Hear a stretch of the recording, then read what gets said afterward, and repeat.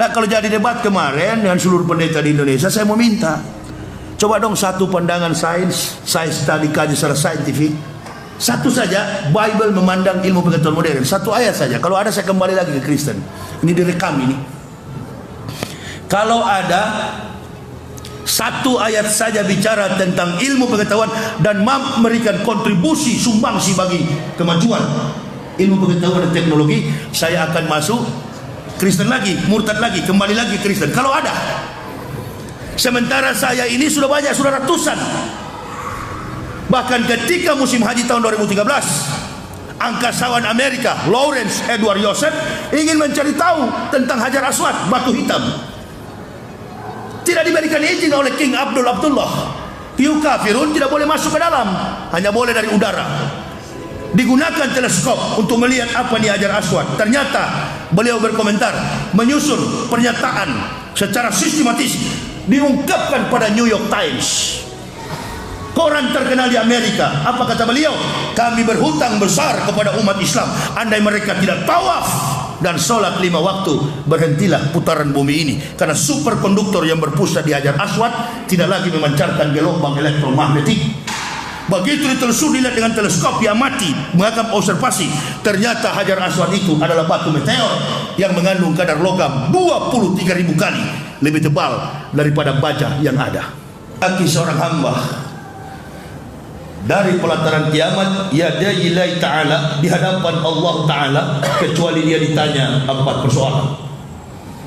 Yang pertama yang ditanyakan, an umri fima afnah, umurmu dengan apa engkau habiskan. Saya baru duduk tadi di sini mau sholat, sudah ditodong, Ustadz sudah 3 kali ke sini. Nggak tahu saya, karena saya ini petarung lapangan, bukan petarung kandang. Kandang saya pun nggak tahu di mana. Jadi saya ini orang yang sejak awal komitmen. Karena itulah manusia. Pertama kita bahas manusia dulu, jangan dulu mukmin. Kalau manusia, aspek yang melekat dalam jiwanya adalah pengakuan. Manusia itu kalau berbicara A sampai masuk dia kubur A. Dari awal saya di sini, kalau betul sudah 3 kali, dari awal sampai sekarang saya tidak pernah berubah, karena saya manusia. Ular kalau dibuka mulutnya, lidahnya lidahnya bercabang, manis sekali.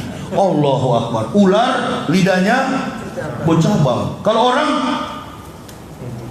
bertulang. Itu kan lagu, Pak.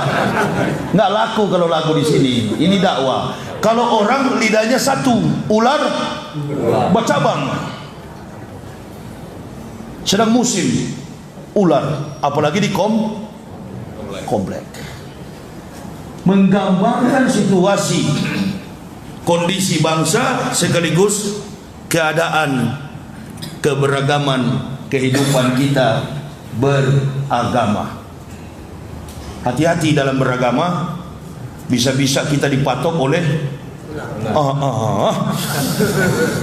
dakwah itu bukan menceritakan yang sudah lewat, yang di depan dan sementara. Itu dakwah.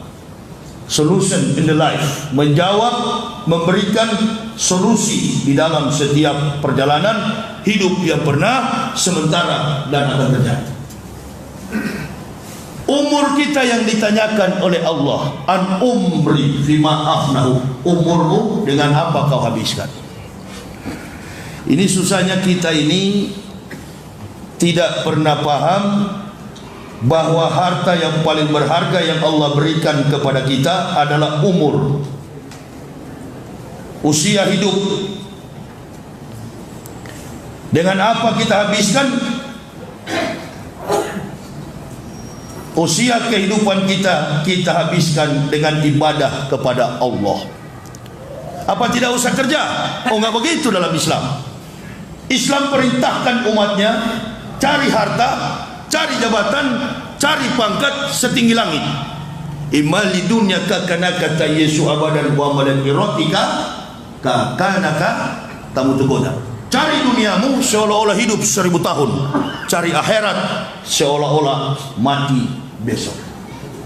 Tapi ada satu tanggung jawab ketika Allah berikan umur kepada seorang mukmin.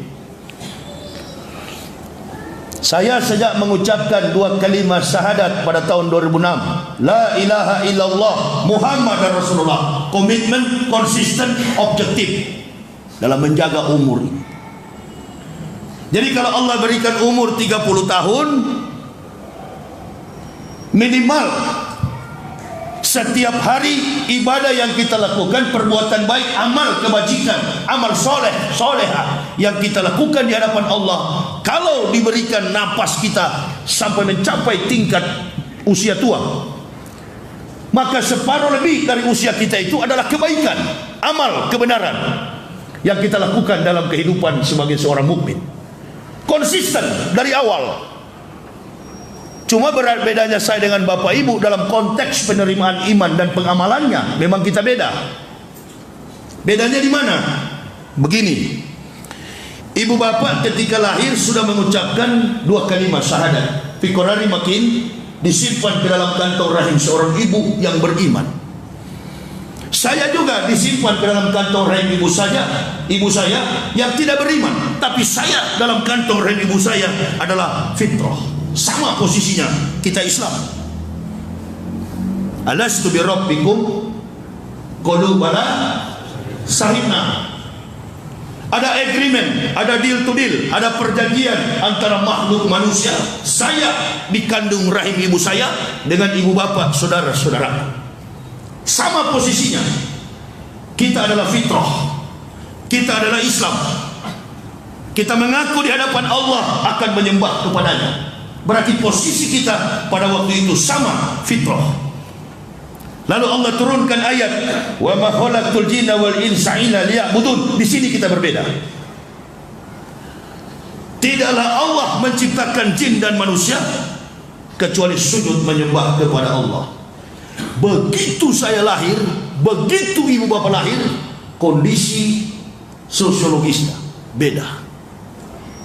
Saya lahir di tengah kompleksitas masyarakat pemeluk agama Kristen. Maka pada waktu saya lahir, kefitraan saya itu sirna, hilang. Ibu bapak tetap terpelihara. Berjalan seiring waktu, Allah memberikan hidayah. Setelah Allah berikan hidayah, pangkat jabatan yang melekat pada diri saya adalah seorang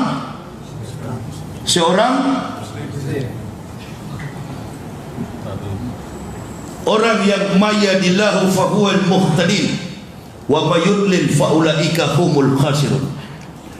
Setelah Allah berikan hidayah, maka kami mendapatkan gelar mukmin. Muslim banyak Pak, tapi mukmin belum tentu. Mengaku Muslim, beragama Islam banyak, tapi mengaku beriman. Makanya Buya Hamka bilang begini, kalau mau cari orang Islam, cari Muslim, tunggu setiap tahun datanglah ke lapangan bola kaki pada momentum Idul Fitri, Idul Adha. Oh, itu Muslim banyak, orang Islam banyak. Tapi kalau antum mau cari orang mukmin, hadirlah di setiap pengajian. Itu banyak. Sedikit. Jadi kalau Muslim belum tentu mukmin, apalagi sekarang banyak sekali ular. Loh, itu lebih bahaya daripada kafir. Masya Allah. Ya ayuhan nabiyyu, wahai Muhammad, wahai Nabi, jahidil kufara wal munafikin waqlus alaihim wa ma wahum jahannamu wa bi'sal masir. Wahai Nabi, wahai Muhammad, perangilah orang-orang kufar, kafir, wal munafikin, dan munafik. Dulu saya anggap kafir itu munafik. Tidak. Al-Quran menjelaskan, ternyata munafik adalah golongan mengaku Islam tapi menghancurkan relevan dengan upaya kafir. Dari sebelum datang Nabi Muhammad, nabi-nabi sebelum beliau, Sampai datangnya Rasulullah Muhammad SAW, umatnya di akhir zaman, orang kafir tidak pernah berhenti mengganggu Islam. Pertarungan antara hak dan batil abadi. Nah, bagaimana supaya kafir menang? Karena dalam catatan historik, dalam hamparan sejarah kafir tak pernah menang melawan Islam, baik dalam pergulatan perang fisik maupun dalam pertarungan argumen sains. Kalah. Bagaimana caranya supaya menang? Gunakan, pakai orang Islam untuk menghancurkan Islam. Makanya jangan heran, seiring dengan berkembangnya ular kobra di kompleks-kompleks, banyak juga, oh memang relevan, Allah memberikan kesaksian bagi alam, alam jadi cerita bagi kita. Nah, ini kalau pendakwa itu pandai membaca rekam jejak politik dalam konteks kekinian. Itu dibutuhkan pendakwa seperti itu. Supaya apa? Mengajarkan umat Islam jangan seperti kerbau, mau ditarik kiri, tarik ke kanan. Perhatikan saja baik-baik dalam kompleksitas kehidupan kita bernegara hari-hari ini. Ini tidak bedanya dengan company, perusahaan, properti. Bagaimana kira-kira pengalaman tinggal di kompleks? Saya pun di Jakarta di kompleks, di Cibubur. Itu ada bosnya di atas. Nah, bosnya ini selalu mengatur strategi untuk membangun properti. Anggaran sudah dipersiapkan, kira-kira begitulah sekarang. Tapi ada tantangan di depan dia. Ketika dia akan membangun sebuah asumsi, apapun yang dia lakukan, dan ini memang sudah jadi isu sampai ke ujung-ujung dunia. Kalau Anda mau berhasil atau Anda mau gagal, jangan coba-coba. Argumen yang paling tepat untuk dipakai supaya Anda itu bisa menjadi seorang petinggi, Anda berhasil dalam hidup, Anda bisa kaya raya, satu yang Anda gunakan, isu tentang Islam. Padahal orang Islam ini cuma 1,7 miliar di dunia.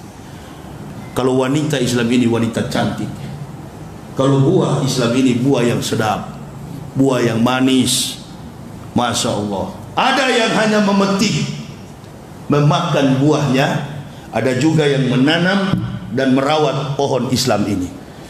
Kebetulan pohonnya, yang pokok pohonnya ini di mana? Indonesia. Dikenal mayoritas berpenduduk Muslim terbesar di dunia. Bukan nation religion, nation state. Bukan negara agama, bukan negara Islam, bukan negara Kristen, bukan negara Hindu, bukan negara Buddha, tapi dia adalah negara bangsa. Makanya Menteri Agama ini nggak perlu mengatakan saya Menteri Agama, bukan Menteri satu agama. Nggak ada orang memuji kau. Ya, orang Islam juga tahu, kami para pendakwa pun tahu bahwa milik yang memiliki jamaah ini, masyarakat Muslim ini adalah kami para pendakwah. Coba saya datang ke sini kan orang lihat, oh saya mau datang dia banyak. Coba andaikan yang datang di sini Nusron Wahid atau Menteri Agama, nggak sebanyak ini, paling setengah sama. Betul? Iya apa iya? Ya memang begitu faktanya. Kendor kita. Lalu kenapa kita takut? Apa yang kita takuti? Nggak ada, nggak usah takut kalau pendakwah. Apa yang ditakuti? Saya dari dulu nggak pernah minta-minta dikawal. Tetap konsisten. Dari dulu berdakwah pakai mobil, nggak berhenti. Karena memang sudah dari awal bicara begitu. Apa yang kita ucapkan di dunia tercatat di akhirat. Itu yang harus kita pertanggungjawabkan. Setiap saat ada monitor, ada tim pengawas yang mengawasi kehidupan kita, Allah Subhanahu wa ta'ala. Wa kulla insanin alzamnahu ta'irahu fi unuqi wa nukhrijul lahu yaumal qiyamati kitaban yalqahu masyura. Iqra kitabaka bin nafsikal yauma alaika hasiban. Dan tiap-tiap manusia, bukan tiap-tiap mukmin, bukan tiap-tiap kafir, wa kulla insanin, dan tiap-tiap manusia kata Allah kami kalungkan amal perbuatannya sebagaimana kalung melingkar pada lehernya. Di hari kiamat kita bayal kahuk mansura, kami bukakan kitab kehidupan di hadapannya. Iqra kitabaka kafa binafsikal yauma 'alaika hasiban. Bacalah kitabmu, cukup dirimu sendiri yang menjadi penghisap atas perbuatan. Oh, nggak bisa lari kita. Ini yang saya takut sekali. Makanya tetap konsisten, lurus, walking on the right track, berjalan di jalur yang lurus. Jangan pernah bengkok. Pengakuan kita di hadapan Allah. Tapi kan kita lihat sekarang ini, yang menghancurkan Islam, yang merendahkan Islam, bukan orang kafir. Orang kafir remote dia pegang. Ini hari ini adu dengan siapa? Hari ini adu dengan siapa? Dipompah dari belakang, disepot dari belakang, cari masalah. Cadar mulai ditutupi, celana cingkrang mulai muncul lagi masalah-masalah baru terkait dengan pindah ibu kota. Ya sudahlah, pindah ibu kota itu kan adalah ketidakmampuan leader, pemimpin, seorang pemimpin untuk menghadapi kritik. Makanya dalam Islam itu, sekali lagi kita bukan negara Islam, tapi kita mayoritas Muslim. Pemimpin itu dalam Islam kriterianya sederhana, bastotan fi ilmi wal jismi al-qawiyul amin. Pemimpin yang kuat, bukan cuma kuat badannya, kuat juga fisiknya. Badannya kuat, tapi yang lebih kuat lagi mentalnya. Nah, ini mentalnya harus kuat. Masjid ini kan kuat bukan karena tiangnya, bukan temboknya, bukan dindingnya, pondasinya. Nah ini kalau pemimpin tidak kuat menghadapi kritik, pindah. Hidup di kota metropolitan, zaman makin, apa istilah kita, edan. Tingkat pemikiran, rasio kekuatan intelektual manusia makin jauh ke depan, hebat.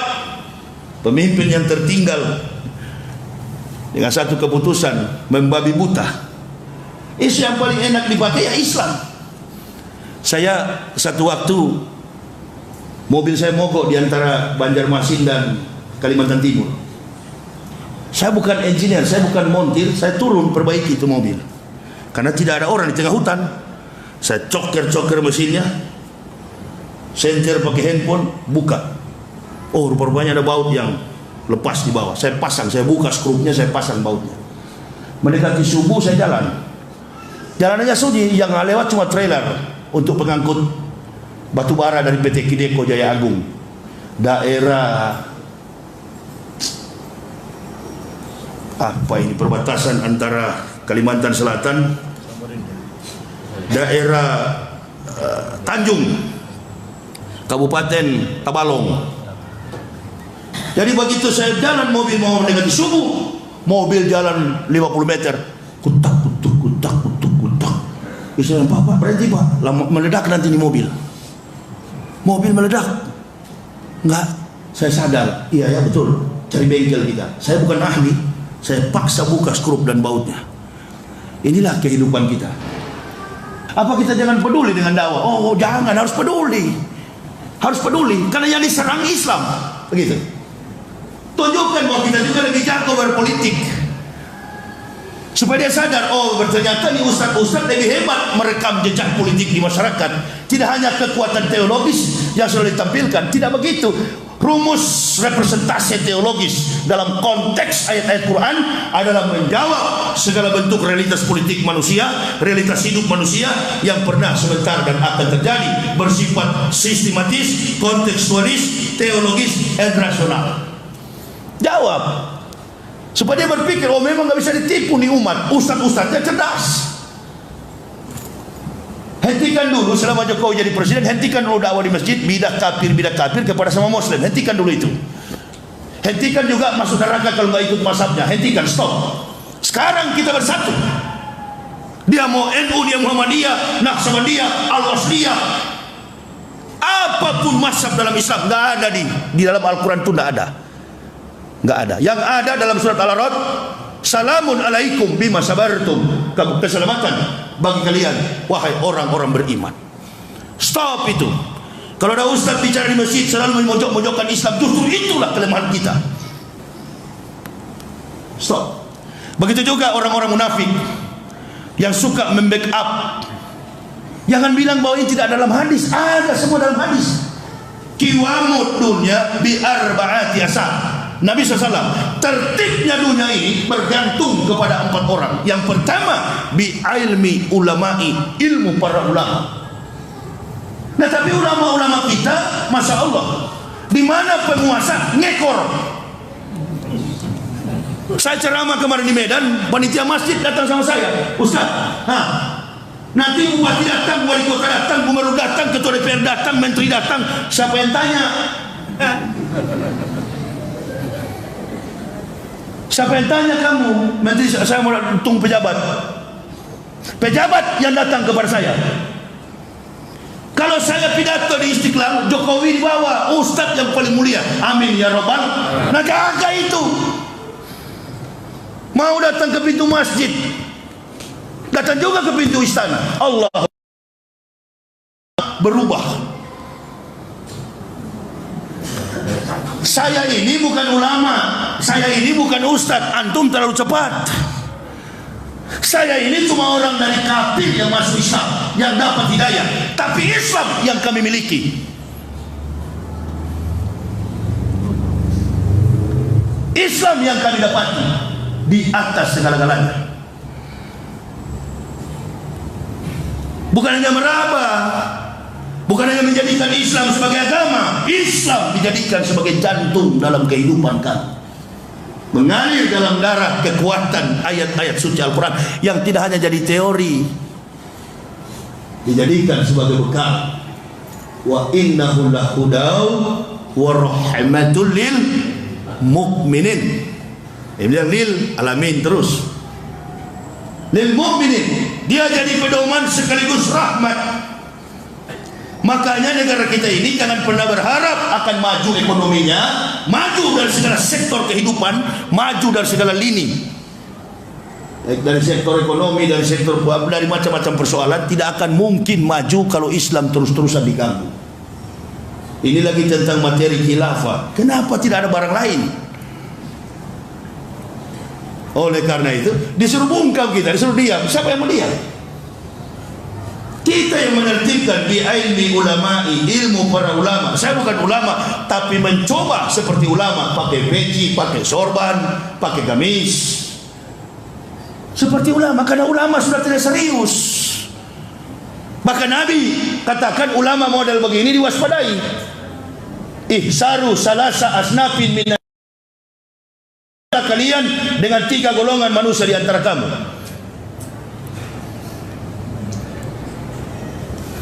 Terus kalau masih ada bisnis, terus saja supaya saya keluar. Jangan dipandang, hati-hati. Jangan Bapak Ibu berpikir yang mau datang ini mualaf. Dulu saya datang mualaf, sekarang saya datang sebagai Umar bin Khattab. Ada 1000 pejuang, kata seorang sufi mujahid, saya satu di dalamnya. Tinggal 100, saya satu di dalamnya. Tinggal 10, saya satu di dalamnya. Tinggal 1 orang. Insya Allah Yahya Waloni akan sampai ke liang kubur mempertaruhkan Islam. Allahu Akbar. Yang lain tiarap sekarang Pak. Saya sudah 13 kali dilapor dan tidak pernah takut dengan kematian. Justru itu yang saya cari. Ghadwatun fisabilillahi aw rahatun khairun minad dunya wa ma fiha. Berangkat pagi atau sore, berjuang di jalan Allah lebih mulia daripada dunia dan segala isinya. Nggak mampu, sudah banyak yang ikut saya, angkat tangan menyerah. Kemarin seorang amir di Medan mau coba ikut saya, ya, nggak mampu ente, coba saja Ustaz. Insya Allah saya pernah perang di Afghanistan, mari ikut saya. Bismillah. Baru dari tebing tinggi ke Kota Pinang dengan nangis. Aduh Ustaz, nggak berani saya begini. Imamnya nangis telepon saya, Ustaz, ini Kapolsek suruh turunkan spanduk. Kenapa katanya kalian undang Ustaz radikal? Imam sendiri sudah digertak polisi, suruh hadir tuh polisi. Kalau bikin pengajian begini nggak usah diawasi. Kalau yang hadir begini berarti dan pembicara sampai yang duduk di masjid orang-orang baik. Muslim yang bajingan, jangankan sholat di halaman masjid pun dia nggak sanggup. Setan tidak berani masuk di dalam masjid. Yang ada di dalam masjid orang-orang baik. Jadi nggak perlu diawasi. Awasi itu kantor DPR sana. Awasi narkoba, awasi perjudian, awasi transaksi seks. masih banyak urusannya. Justru disinilah bi ilmi ulama'i, dengan ilmu para ulama, lahalaka jahilun. Kalau tidak ada ilmu para ulama, kata Nabi SAW, lahalaka jahilun, celaka orang-orang bodoh. Tidak sedikit hasil dari dakwah kami yang tadinya maling, begal motor, perampok, pelacur. Begitu kami pulang ceramah, Allahu Akbar, panitia telepon, Ustaz, tetangga saya bahkan di Bandung, makelar tanah, tidak sholat selama 30 tahun, orang Sunda. Setiap kali maulud kiai pidato 30 tahun tidak pernah injak masjid, memelihara jenglot, makelar tanah, kebal badannya. Begitu saya pulang ceramah, Allahu Akbar, panitia telepon, alhamdulillah Ustaz, beliau sudah sholat, bahkan sudah himayatan lil hajj, sudah naik haji. Allahu Akbar. Sekarang tanya kepada polisi, dia mampu bikin orang penjahat jadi sadar? Dia menunggu dalam status pidana. Hukum pidana itu menunggu laporan kejahatan pidana, baru dia tangkap. Tapi untuk memperbaiki akhlak dan moral manusia, tidak mampu pemerintah. Yang mampu itu bi ilmi ulama. Yang kedua baru pemerintah, bi adlil umaro, adilnya pemerintah yang digaung-gaungkan tentang Pancasila, keadilan sosial bagi seluruh rakyat Indonesia. Keadilan sosial bagi seluruh rakyat Indonesia. Qul amara rabbi bil qis wa aqimu wujuhakum inda kulli masjidin wa mukhlisina lahuddin kama ba'da akum ta'ud. Jadi jangan dibilang bahwa, jangan dibanding-bandingkan Islam dengan Pancasila, Al-Quran dengan Pancasila. Nenek-nenek tuh memang hati-hati Pak, dalam berislam ini yang perlu dijaga itu adalah kata Agin, jagalah apa? Jagalah hati. Dilapis kedua hati itu apa? Orang boleh katakan feeling. Dilapis kedua hati itu apa? Naluri. Di balik naluri ada lagi lapisan paling dalam, lapisan ketiga. Ada 4 lapisan dia. Nanti terakhir akal, akli. Di lapis ketiga itu ada sukma. Nah, sukma ini jangan sampai mati. Kalau sukma sudah mati, pasti hati jadi busuk. Busuk hati, sukma mati. Mati hati, jiwa busuk, sukma busuk, hati busuk. Seluruh kehidupan kita mati. Makanya sukma jangan sampai busuk.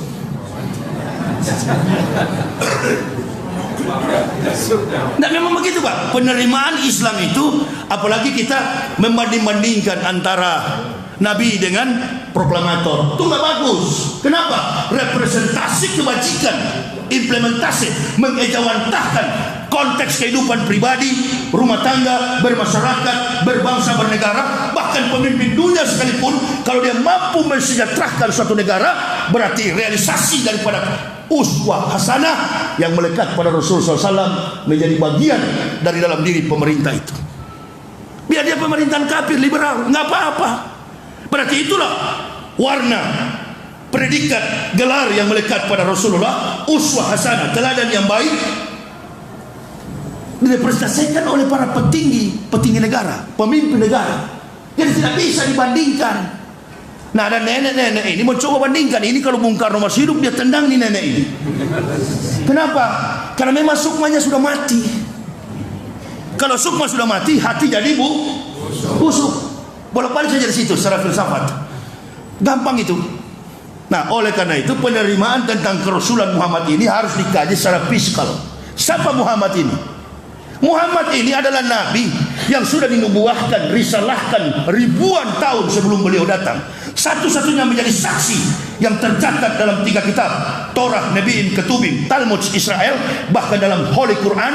Satu-satunya nabi yang mengatakan akan datang Muhammad sallallahu alaihi wasallam adalah Al-Masih, Yeshua HaMashiach, Isa Al-Masih. Dalam bahasa Arab Isa Al-Masih, dalam bahasa di kampungnya Bethlehem, Bait Lam adalah Yeshua HaMashiach. Lahirnya tahun berapa?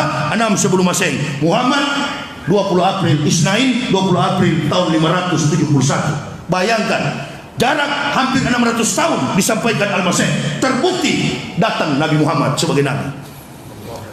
Pada waktu itu kalau sampai tidak datang Nabi Muhammad, berarti tidak betul Al-Quran. Dan Al-Quran sudah turun sebelum Nabi Muhammad datang.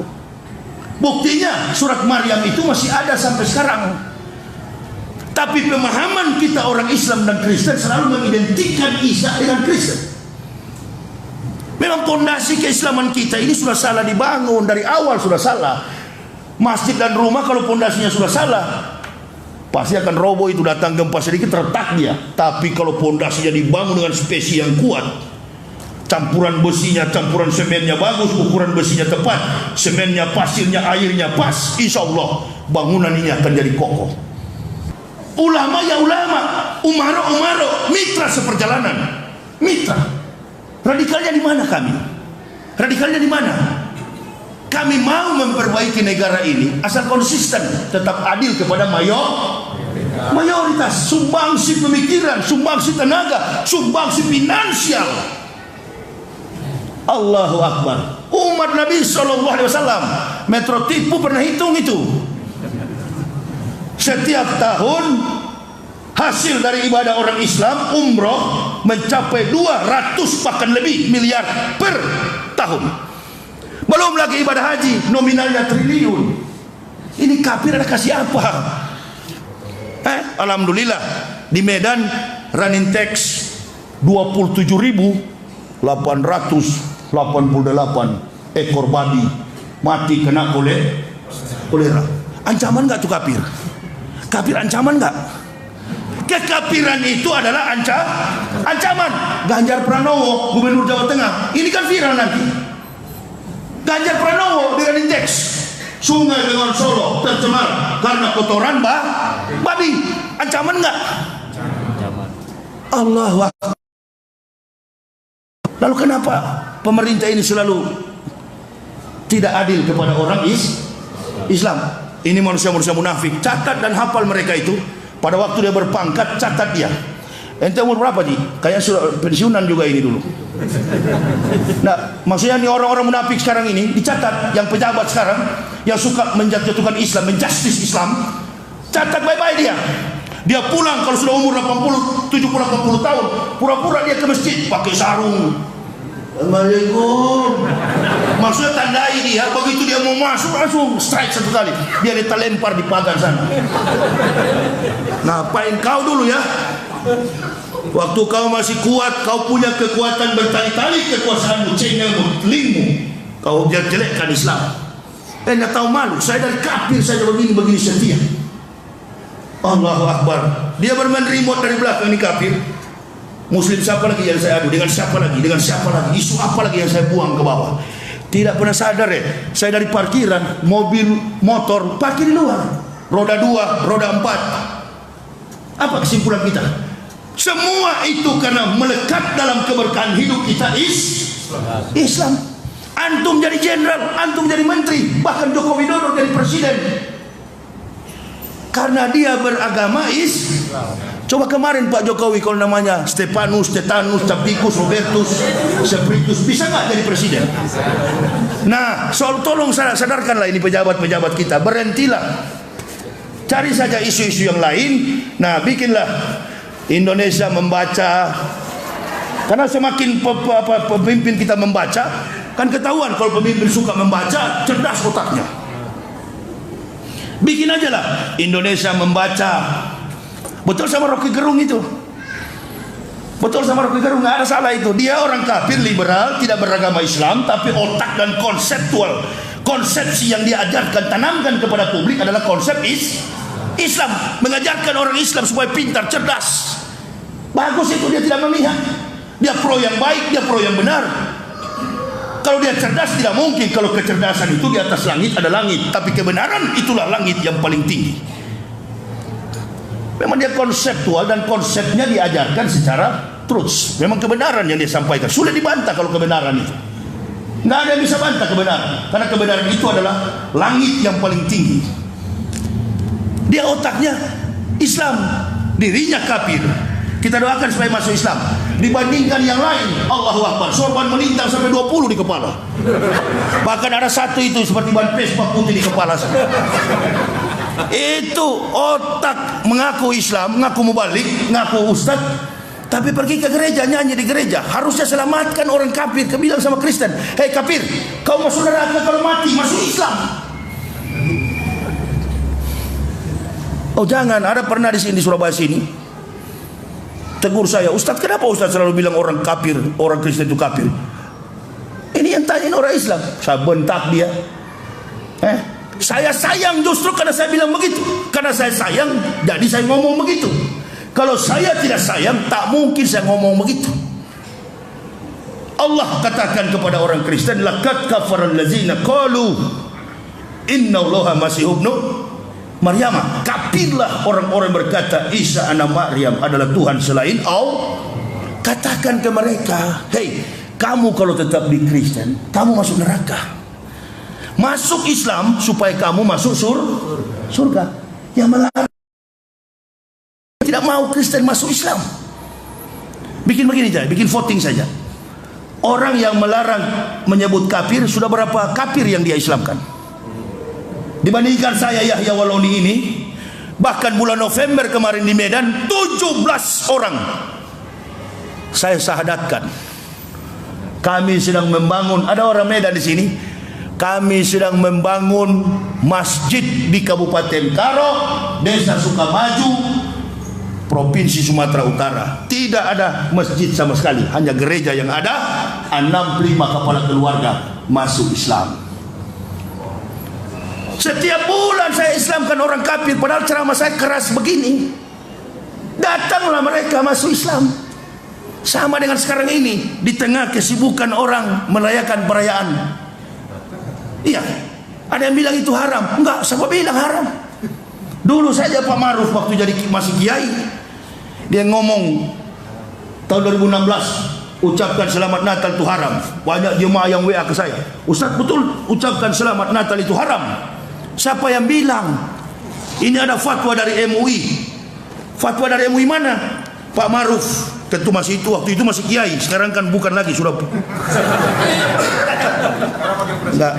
Ya sudah berhentilah. Itu televisi itu tulis KH itu. KH itu yang di Pondok, yang di Sidoarjo, yang di Tebu Ireng. Nah, itu masih boleh. Kiai Haji Solahuddin Wahid.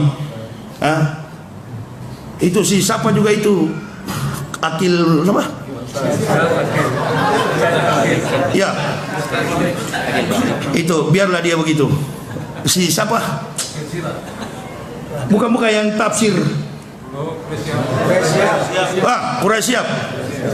Ditanya sama komentator Metro TV, betulkah Nabi Muhammad dosa-dosanya sudah diampuni dan dia dijamin masuk surga? Kata Quraisyab, oh belum tentu. Nah ini orang-orang ini orang Islam atau bukan ini? Kita yang dari kafir begini ilmunya cuma 1-2 biji. Hanya itu saja ayat saya sampaikan, tapi alhamdulillah kuat meyakinkan orang kafir masuk Islam sudah ribuan, dan meyakinkan kepada semua muslim bersatu. Kunut dengan tidak kunut ikuti. Yang kunut menurut Kiai NU adalah doa. Yang tidak kunut lebih cepat, lebih bagus. Apa yang kau persoalkan? Yang penting sholat itu perintah paling utama. Mau salto 2 kali dulu ke plafon tidak apa-apa. Nggak apa-apa. Kunut dengan tidak kunut tidak jadi masalah. Pakai celana boleh, pakai sarung boleh, pakai gamis boleh. Yang penting bersih bajunya. Saya waktu di kafir dulu kan selalu menuduh-nuduh Islam. Sama dengan yang sekarang ini. Cari-cari alasan supaya Islam tersudut. Pertandingan tapi tidak sportif. Ini kan seperti orang besar lempar bola ke bawah, anak-anak kecil yang main, padahal permainan bola identik dengan wasit, permainan bola identik dengan atlet, permainan bola identik dengan kompetensi, kemampuan para atlet untuk latihan. Tapi bola dilempar tanpa wasit, ada yang lebih besar, anak yang lebih besar, betis dan pahanya lebih kuat menendang, kena kepada anak yang kecil sekali, nangis. Begitu nangis ditanya, kenapa? Ini yang tendang bolanya kena di wajah saya. Artinya publik ribut, masyarakat ribut karena yang sering melempar isu adalah pemerintah. Jadi yang bikin keributan bukan rakyat biasa-biasa saja kok, nggak ada keributan. Yang sering bikin ribut itu adalah pemerintah, pindah ibu kota lah, macam-macam. Tapi selalu yang dibawa adalah Islam. Oh, mau saya sampaikan ya begini supaya kita iya betul juga. Dan persoalan begini sudah terjadi. Natal biadlil umaro, adilnya pemerintah. Jangan cuma gereja yang dijaga, hari raya juga jaga masjid supaya adil. Nah, untuk apa? Oh nanti orang Islam yang melakukan teroris itu Abu Jongos itu Saya nggak pernah tanggapi karena bukan kelas itu. Enggak lah, jauh dari kompetensi kami jauh. Makanya saya nggak pernah. Jongos semua itu. Pakai baju loreng, sebagian jaga mau gereja, baret miring SD tidak tamat. Waalaikumsalam. Sini kau Abdullah. Itu Somad dan Yahya Waloni mau datang ceramah. Cegat. Coba kau cegat saya. 2000 kau di depan situ, mau mati saya, tapi saya tebas dulu.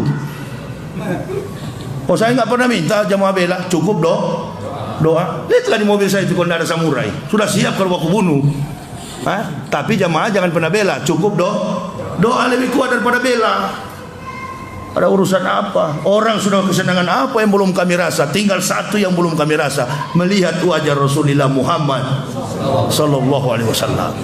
Karena sering merayap ke istana, lupa sudah menghina Nabi. Sering nyungsep, apa istilah Jawa? Nyungsep ke pintu istana, lupa. Berebut memang betul-betul banyak penjilat sekarang ini. Allahu Akbar. Dan ini di zaman Rasulullah diperintahkan oleh Allah perangi mereka. Perangi untuk apa? Bukan dibom, bukan berkelahi. Apa? Perangi dengan dakwah. Kalau kita baca tentang Führer, Hitler, Nazi, ada satu jenderalnya Hitler itu yang paling jago dan diakui dalam pertempuran seperti Sudirman ini. Perang itu? Gerilya. Namanya Jenderal Rommel. Dia dijuluki sebagai The Desert Fox, rubah padang pasir.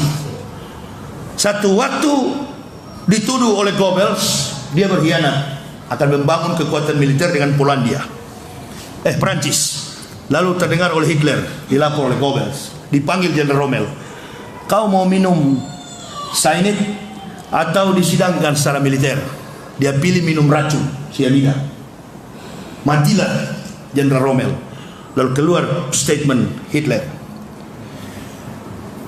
Orang munafik, pengkhianat, seperti lalat di atas feses. Dia berputar-putar di atas feses, yang dia konsumsi adalah tai. Relevan sekali dengan hadis Nabi sallallahu alaihi wasallam. Yang aku khawatir dari umatku, umat Nabi SAW, orang Islam, adalah mereka yang berpikir hanya apa yang masuk dari mulutnya disimpan ke dalam perutnya. Maka harga, nilai, kehormatan manusia itu tidak lebih daripada apa yang keluar dari dalam perut, feses. Cocok dengan Hitler. Perdana Menteri Israel Yitzhak Rabin, ketika akan mengembuskan napas terakhir, apa dia katakan? Lebih baik berhadapan dengan 1000 pembunuh daripada berhadapan dengan satu manusia munafik. Karena yang membunuh Yitzhak Rabin adalah pengawal pribadinya Josephus. Sampai radar helikopter, dia berputar-putar di atas Urushalima itu, di atas Masjid Al-Aqsa, untuk mencari tahu di mana persembunyian daripada Josephus. Dicari oleh intel yang paling kuat di sana, intelijen Israel itu, Mossad dengan sandi mereka Alef, Bet, Gimel, Dalet, Hewau, Sayin, Ket, Tet, Yod, Kaf, Lamet, Mem, Nun, Samek, Ain, Pesade, Kofres, Suntau. Abjad Ibrani itu dipergunakan sebagai sandi Mossad. Saya belajar di kampung Israel, di Israel sana. Makanya orang tidak akan tahu tentang karakter Muhammad kecuali dia tahu tentang Syair Tenak, Torah, Nebi'im, Ketubim, yang disingkat menjadi kitab Talmud yang dipegang Yahudi sampai hari ini. Makanya Yahudi kalau mengucapkan kredo, pengakuan imannya mereka, hampir sama dengan la ilaha illallah, Sema Yisrael, Yahweh Elohenu, Yahweh Ehad. Dengarlah Israel, Tuhanmu adalah Yahweh. Yahweh itu Ehad, ditujukan kepada Allah Subhanahu wa ta'ala. Tapi untuk mengakui kerasulan Muhammad, no, tidak. Yahudi tidak pernah mengakui Muhammad itu nabi. Tapi mereka sadar, mereka tahu bahwa Ahmad itu adalah nabi. Mereka tidak mau mengikuti perkataan pendeta Bukairah yang mengatakan bahwa ini adalah cikal bakal orang yang akan menjadi nabi di kemudian hari. Tercatat dalam Taurat, dirubah oleh Kristen, Rohul Kudus, atau dalam bahasa Ibraninya Ruach HaKodesh. Nah, kalau saya tanya, apa doa Bapak kami yang di Bukit Zaitun? Abinu sebas samayem yikada semeka tabo malkuteka yasresudeka kaasar gaambat etlem lukenuten lanu hayom. Itu bahasa Ibrani. Abinu sebas samayem, Bapa kami yang di surga. Yang karang doa dalam bahasa Ibrani di Kristen gereja-gereja di Indonesia ini saya dulu di Papua. Baru doa kredo, dia meratap ke tembok, dia tanduk kepalanya di tembok. Doanya apa itu? Adonai Gismurka Mikolra. Saya kasih contoh ini tembok ratapan, dia tanduk kepalanya ini. Adonai Gismurka Mikolra, Yesus Morgentap Senta Mikolra, Adonai Gismurka Kaufu Eka Me'ata We'at Olamin. Itu bahasa Ibrani. Adonai Gismurka, Tuhan itu Adonai.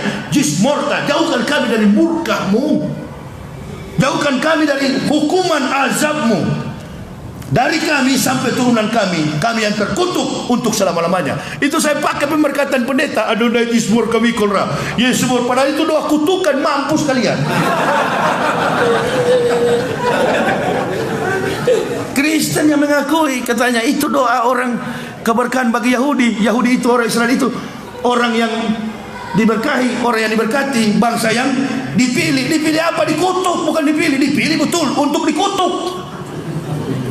Itu bukan Israel, itu bukan gennya Ibrahim asli. Asimilasi antara Rum dengan orang-orang Arab Badui. Cuma begitulah perbedaannya. Kemanapun merantau, gennya Ibrahim ini kuat sekali. Orang Arab yang sudah merantau ke Surabaya nikah sama orang Jawa, panggil Yahudi satu orang, periksa gennya, sama gen mereka itu, dari keturunan milah Ibrahim. Makanya ketika Muhammad bawa Islam dikritisi oleh ahli kitab, ahli Taurat, Yahudi, dan kelompok-kelompok kafir Quran.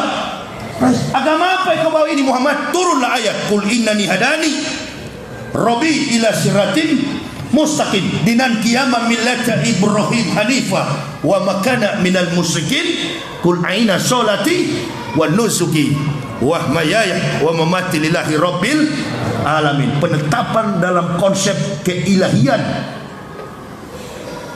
ketuhanan Ibrahim yang bersumber dari agama para leluhur Adam, kemudian dilanjutkan oleh baginda Rasulullah Muhammad sallallahu alaihi wasallam. Agama Ibrahim. Yahudi tidak suka karena mendengar bahwa Muhammad ini akan jadi nabi. Pada waktu Isa disunat, nah inilah yang mereka tolak. Umur 8 hari Isa disunat. Pada hari itulah diletakkan di tikar sembahyang. Setelah dibaca doa-doa sunat oleh para rabi Yahudi, tiba-tiba keluar anak baru 8 hari ini sudah berfirman, wa'id sekolah Isa bin Maryamah ya Bani Israila, ini Rasulullah ilaikum sadiqalimah baina yadaya minat Taurat umbasis rabbi rasulil yati min ismuhu Ahmad. Dan datang seorang Rasul yang bernama Ahmad. Bayangkan, 6 sebelum Masehi Rasulullah datang nanti tahun 571. Berarti rentang waktunya 576 tahun. Al-Quran sudah turun, Nabi Muhammad belum lahir.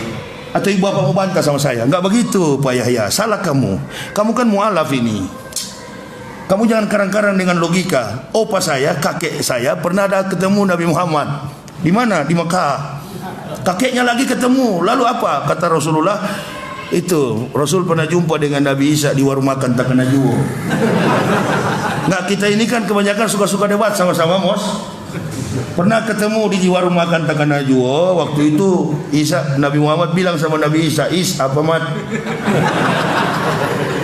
Tolong nanti kalau ente datang jadi Nabi, beritahuin saya dong.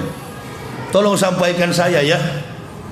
Tadi aja saya sudah 3 kali ke masjid, lupa saya bahwa saya sudah 3 kali. Itu belum lama, belum 10 tahun. Karena saya baru 13 tahun keislaman kami, tahun 2006. Mungkin 2010 saya pernah kemari. Sudah lupa saya. Bagaimana mungkin kalau Al-Quran itu buatan Muhammad? Bagaimana Muhammad tahu tentang kisah Nabi yang 576 tahun, bahkan merangkainya secara sistematis, kontekstualis, teologis, dan rasional, dan tidak pernah mampu dikotori oleh otak dan tangan manusia. Bahkan bukan cuma itu, saya sudah 13 tahun beragama Islam. menghubungkan, merelevansikan antara konteks kebenaran ayat suci Al-Quran dengan pandangan ilmu pengetahuan para ahli, para saintis. Banyak sekali ayatnya, termasuk buku yang dikarang oleh Dr. Maurice Buckley yang dalam bahasa Prancis berjudul La Coran, La Bible, Atlas Sains Modern. Bible dan Quran, Al-Quran memandang ilmu pengetahuan modern. Cuma satu kata di dalam Al-Quran. Apa itu? Nutfah. Nutfah itu adalah setetes mani, air yang hina, mengandung berjuta-juta sel telur, disimpan ke dalam kantong rahim yang kokoh. Laqad khalaqnal insanan min sulalatin min tin, summa ja'alnahu nutfatan, nutfah fi qararin makin. Maurice Buckley ini adalah ahli kandungan. Beliau terus berpikir, dari mana ini sumbernya? Dari mana kalau ini buatan Muhammad? Kapan Muhammad belajar kuliah ilmu kedokteran jurusan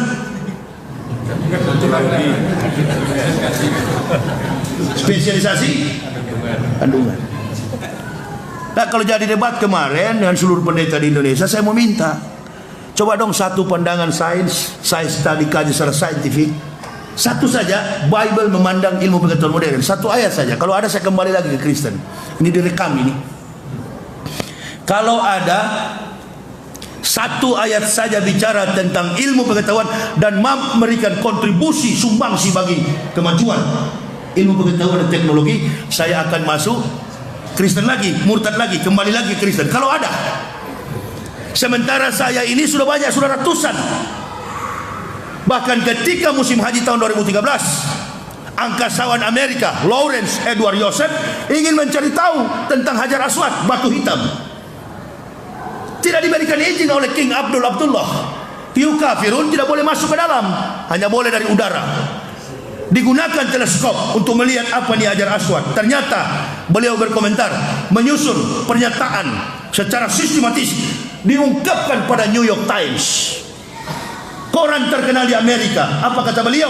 Kami berhutang besar kepada umat Islam. Andai mereka tidak tawaf dan sholat 5 waktu, berhentilah putaran bumi ini, karena superkonduktor yang berpusat di Hajar Aswad tidak lagi memancarkan gelombang elektromagnetik. Begitu ditelusuri, dilihat dengan teleskop, diamati, melakukan observasi, ternyata Hajar Aswad itu adalah batu meteor yang mengandung kadar logam 23.000 kali lebih tebal daripada baja yang ada. Adakah kira-kira Bible Kristen bisa memberikan sumbangsi soal itu? Kita umroh, dia juga ikut pergi ke apa? Ke Yerusalem. Sampai di sana, ya Nasor najasak. Kata Yahudi, Nasrani najis. Dia baku baptis di Sungai Yordan. Dia turun ke Sungai Yordan. Sungai Yordan itu berlumut. Yahudi bilang itu goblok semua sana, saling baptis ya. Yahudi tidak dibaptis. Anak umur 8 hari Yahudi disunat. Bahkan agama Yahudi sampai hari ini masih memegang prinsip rajam. 3 hukum rajam di Israel. Ketemu anjing rajam dengan batu, ketemu orang kusta rajam dengan batu, ketemu wanita berzina, perempuan hamil tanpa suami rajam dengan batu. Makanya Maria mau dirajam dengan batu waktu itu. Begitu mau rajam, anak ini bicara dari ayunan. Qala ini Abdullahi atani alkitab wa ja'alani nabiyya wa ja'alani mubarakan aina ma kuntu awsani bi sholati wa zakati madumtu hayya. Kaget Yahudi. Masya Allah, anak baru lahir, baru 1 menit potong pusar sudah bisa bicara. Yahudi buka kitabnya. Masya Allah, ternyata yang disampaikan ini adalah firman. Ini Yahudi dasar kepala batu, belum percaya. Sudah kita pulang dulu. Ada 3 kelompok, 4 kelompok. Yahudi, Saduki, Parisi, dengan satu pelihat bintang, Majusi. Orang Kristen bilang orang-orang Majus. Orang Islam bilang kaum Majusi, penyembah matahari, politeisme. Pulang mereka, dasar kepala batu. Bukan langsung pulang, singgah di warung kopi dulu. Apa di Saudi dengan Saduki kelompok radikal yang tidak suka dengan nabi. Bahkan mereka bantai di tembok ratapan itu 378 nabi di situ. Nabi yang telah dia bantai Yeremia. Makanya tembok ratapan itu namanya nuduk Yeremia, ratapan tangisan dari Nabi Yeremia. Di situ dia bantai.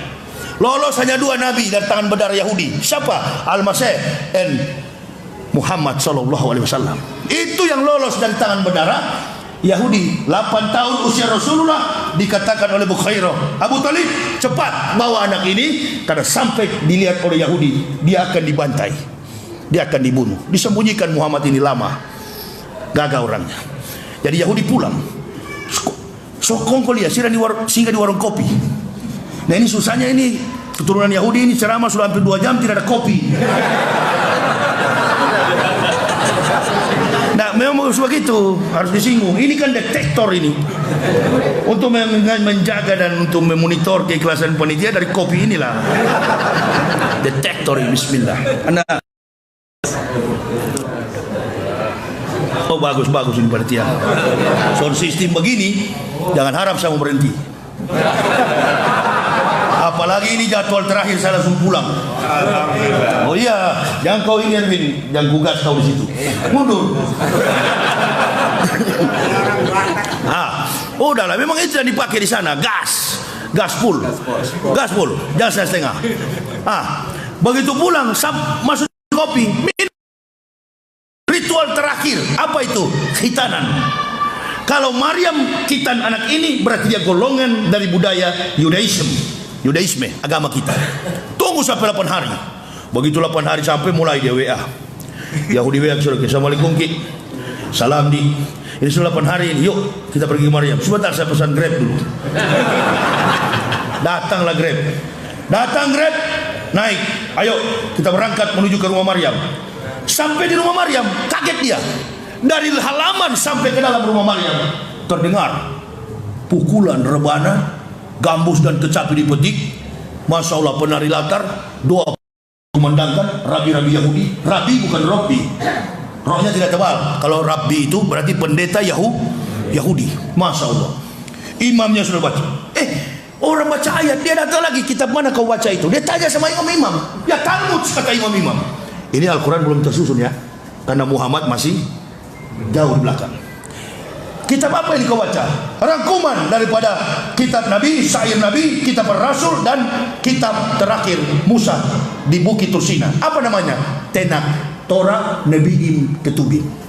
Dibacalah kitab, campurkan jadi satu.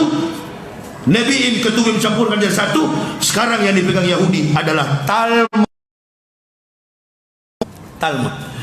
Yang perjanjian lama Kristen pakai itu adalah adopsi dari kitab orang Israel. Itu bukan kitab Kristen. Kristen nggak pakai itu karena ada sunat di dalam. Kalau dia ikuti itu berarti dia harus disunat. Dia nggak ikuti. Sudah 8 hari sampai. Maryam, ini acara apa? Inilah hari ini anak kami akan dibaptis, Pak. Kok Bapak datang lagi? Iya dong. Kamu ini kan adalah bagian dari kita. Masyarakat resah dengan kehadiranmu. Kau hamil tanpa suami. Inilah anak saya, Pak. Sekarang akan disunat. Begitu disunat, terungkaplah ayat tadi dari mulut Nabi Isa alaihissalam. As-Saff 61 ayat yang ke-6. Surat 61. Sudah datang Al-Quran. Al-Quran sudah datang. Buktinya sampai sekarang ayat itu masih ada. Itulah Injil. Itulah Injil. Termasuk surat Maryam, itulah Injil. Kok Bapak Ibu selama ini? Tadi Isa bilang, "Ausoni bi sholati wa zakati." Madum tu ayat. Kemana aku pergi, Allah memerintahkanku mendirikan solat, wa zakati, dan membayar zakat. Madum tu ayat. Sepanjang usia hidupku. Umur berapa Isa diangkat? Umur 35 tahun. Waktu Isa bilang dia solat, dia bayar zakat. Pertanyaannya kepada ibu bapak, dia orang Islam atau Kristen? Islam. Dia orang kafir atau mukmin? Kenapa selama ini ibu bapak menganggap Kristen itu Isa? Ini saya maksudkan, pondasi Islam kita dari awal memang sudah salah. Sekali Zakir Naik saja berdebat, ambil ayat. Itu bukan debat orang ilmiah, bukan debat orang kaliber, debat awam. Mencomot ayat Bible dibandingkan dengan Quran. Saya Islamkan orang sudah ribuan, nggak pernah saya pakai Al-Quran, karena Al-Quran bukan kitab pembanding. Omong kosong itu. Al-Quran itu bukan kitab pembanding. Al-Quran itu adalah kitab pelurus segala yang bengkok-bengkok di dunia ini, termasuk yang meluruskan kitab omong kosong Kristen. Di dalam Al-Quran itu ada Injil, ada Taurat, ada Zabur, ada semua kumpulan rangkuman dan seluruh kitab para nabi. Itu namanya Al-Quran. Sifatnya apa? Universal. Hudal linnasi wa bainati minal huda wal furqan. Pembeda antara hak dan batil. Nah, kalau dia bertindak sebagai pembeda antara hak dan batil, berarti dakwah kita harus hitam putih, bukan abu-abu. Samsi Ali mengatakan, berhati-hatilah berdakwah. Dia tidak boleh menyamakan konteks dakwah Indonesia dengan dakwah Amerika. Orang Amerika nggak usah dijelaskan tentang pandangan ilmu pengetahuan. Tunggu saja, tunggu sampai dia masuk Islam. Orang Amerika tidak usah dijelaskan. Dan yang mampu meruntuhkan arogansi Donald Trump adalah Samsi Ali, imam besar dari Sulawesi, Indonesia Muslim Community Al-Hikmah Mosque in New York. Komunitas orang Indonesia Masjid Al-Hikmah. Itu masjid itu hampir tiap hari orang mengucapkan syahadat. Coba tanya siapa mereka? Profesor, ahli tumbuh-tumbuhan, ahli perbintangan, kaum jenius. Tahun 2011 Sunita Williams, tahun 1967 Neil Armstrong, angkasawan pertama yang menginjak kaki di bulan.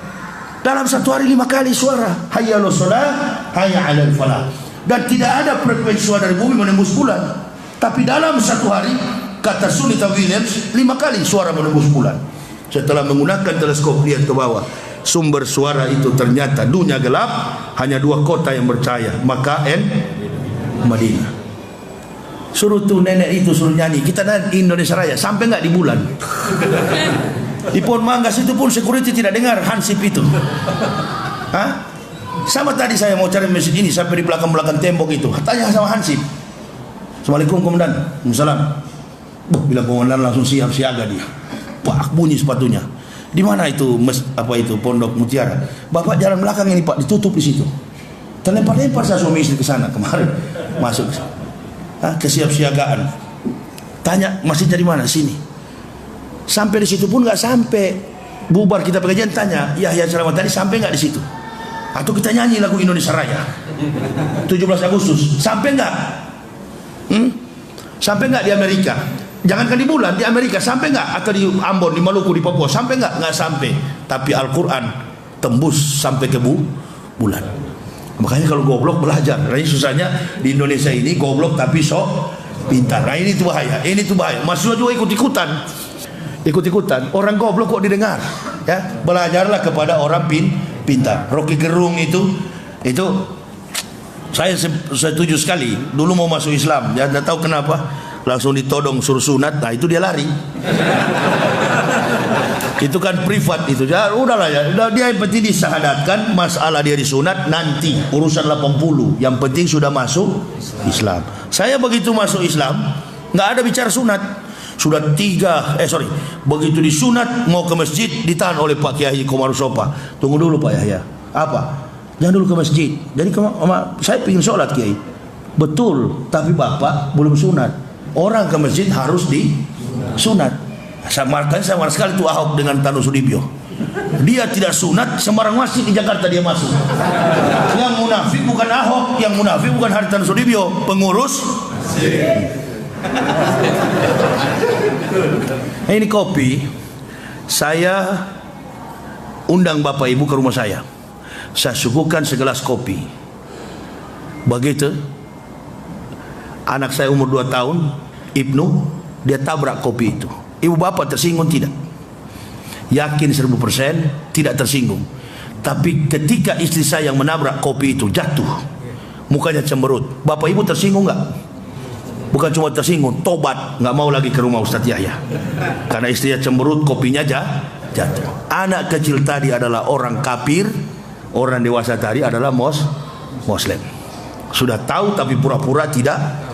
Ini berubahlah kita, sadarlah kita bahwa Islam ini bukan teori, Islam ini adalah praktik. Kami pun berdakwah membenarkan semua argumen Islam karena referensinya kuat.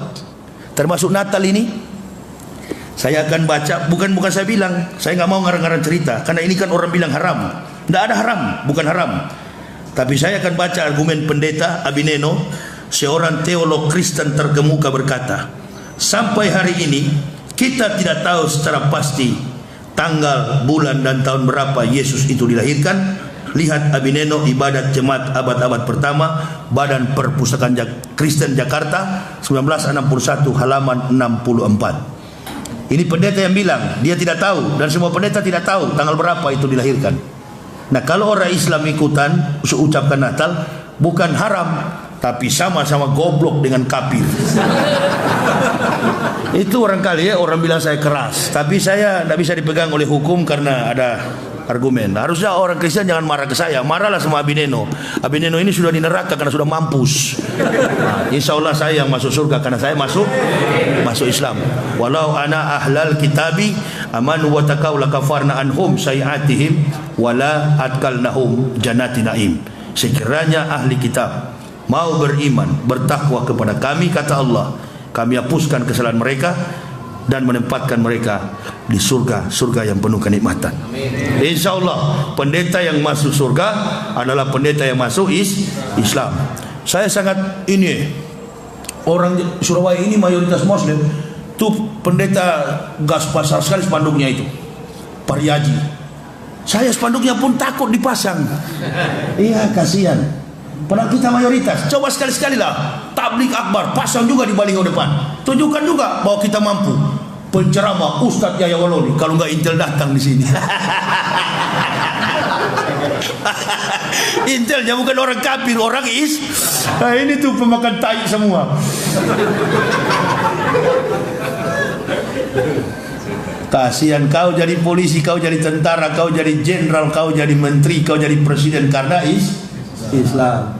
Nggak, gampang sekali saya ini kalau mau mati, gampang sekali. Kan cuma sendiri.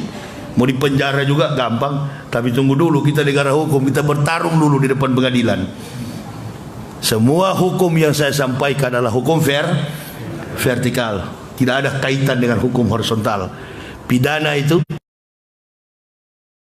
hukum itu logika. Logika itu adalah hukum. Kehabisan logika, hakim menggunakan asumsi. Makanya saya minta nanti kalau periksa saya hakimnya Kristen. Supaya hari itu juga saya Islamkan. Gitu maksudnya.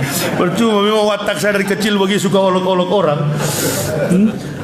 Nggak percuma Allah panggil jadi ustaz. Sini kau pindah dari pendeta, kau jadi ustaz. Hantam tuh kafir, luruskan tuh munafik. Alhamdulillah. Sekarang jadi pendakwah. Nggak butuh orang masuk Islam, jadi dibutuhkan kualitasnya. Datang merayap ke masjid, kotak amal diincar. Dulu saya namanya Stefanus, sekarang jadi tetanus. Mengaku miskin terus, minta-minta terus di masjid. Menadahkan tangan, selalu mengandalkan mualaf. Ini bukan mualaf model begini, kualat. Masuk Islam, menjadikan Islam sebagai pelarian. Nggak usah kalau tumpul otak, hidup miskin, jangan lari ke Islam. Di dalam sudah banyak bahlul, ente tambah lagi. Yang masuk Islam itu cukup orang-orang cerdas supaya bisa membantu dakwah. Di samping cerdas, mental kuat, nggak mudah dirayu dengan fulus. Waktu musim pilpres kemarin, masya Allah, banyak saya, UAS dan beberapa teman itu ditawarkan. Jumlahnya tidak main-main, sampai nominal miliaran. Ada kami terima? Tidak ada. Kami tolak semua. Insya Allah bangun kembali NU Muhammadiyah bersatu. Semua yang retak ini kita jaga dalam persatuan. Mari kita kembangkan dakwah dengan penuh kasih sayang. Ini kasih sayang. Kalau saya sampaikan kafir itu masuk neraka, itu karena saya sayang. Dia mau sakit hati silakan. Dan tidak semua juga saya ajak. Kalau semua siapa nanti di neraka, kan begitu. Itu ya. Berkasih sayang kepada sesama asyidau alal kufar, keras dengan kafir. Innallaha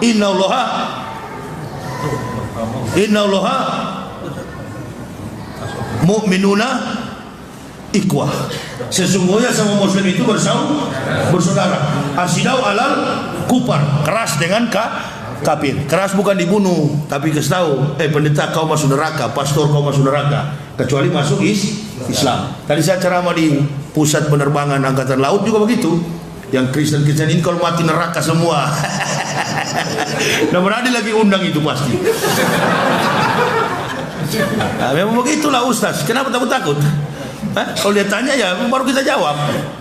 Oh, pakai Al-Quran. Kapan dia mau menyerah? Jangan pakai Al-Quran. Ada jemaat tanya, Ustaz, ente Islam kan orang Kristen pakai Al-Quran? Enggak lah, pakai Bible. Saya katakan dia masuk neraka karena kitabnya jelaskan di mana ayatnya. Kau nggak pakai Al-Quran? Jangankan orang kafir, saya bilang orang Islam saja imam ayat panjang batuk di belakang. Tadi aja imam baca ayat panjang yang batuk di masjid ini. Maksudnya jangan panjang-panjang katanya.